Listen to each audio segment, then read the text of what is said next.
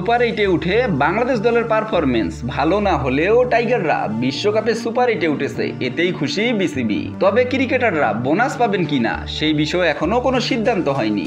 বিশ্বকাপ পারফরমেন্সে সন্তুষ্ট না হলেও বিসিবি অন্তত অসন্তুষ্ট নন গ্রুপ পর্বের পারফরমেন্সের কারণে। বিসিবির ক্রিকেট অপারেশনস কমিটির চেয়ারম্যান জালাল ইউনুস বলেন, আমরা কেউ স্যাটিসফাইড না, আমরা পারফরমেন্স দুই ভাগে ভাগ করেছি। ওভারঅল যদি বলেন, আমাদের ইনিশিয়াল টার্গেট ছিল সেকেন্ড রাউন্ডে যাওয়া, সেটা নিয়ে আমরা বেশ খুশি।